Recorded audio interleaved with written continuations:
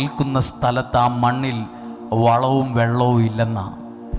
എന്നാൽ അതേ സ്ഥാനത്ത് വെള്ളവും വളവുമുള്ള ഒരു സ്ഥലത്താണ് ഈ ചെടി നിൽക്കുന്നതെങ്കിലോ അതിൻ്റെ ഇലയ്ക്കൊരു പച്ചപ്പ്, അതിൻ്റെ തണ്ടിനകത്തൊരു ബലം, അതിന് നല്ല ജീവനുള്ള കൂമ്പ്, അത് കണ്ടാൽ അറിയാം. ഇതുപോലെ വിശ്വാസത്തോടെ പ്രാർത്ഥിക്കുന്ന ഒരു മനുഷ്യൻ, അവൻ വളരുന്നത് കണ്ടാൽ അറിയാം, നിൽക്കുന്നത് വളവും വെള്ളവും ഉള്ള സ്ഥലത്താണ്. ആമേൻ.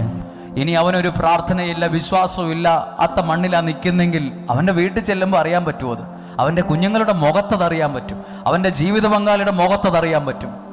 ചില വീട്ടിൽ ചെല്ലുമ്പോൾ ആ വീട്ടിലുള്ളവർക്കൊരു പ്രത്യേക സന്തോഷം. വലിയ കൊട്ടാരം പോലത്തെ വീടൊന്നുമില്ല, പട്ടുമെത്തയിലൊന്നും അല്ല ആരും കിടക്കുന്നത്, എന്നും സുഖസമൃദ്ധമായ ഭക്ഷണമൊന്നുമില്ല, പക്ഷെ എല്ലാവരുടെയും മുഖത്തൊരു വെളിച്ചമുണ്ട്, ഒരു സന്തോഷമുണ്ട്. അത് കാണുമ്പോൾ അറിയാൻ പറ്റും ഈ വീട്ടിലുള്ളവർ നിൽക്കുന്നത് ദൈവാനുഗ്രഹത്തിലാണ്.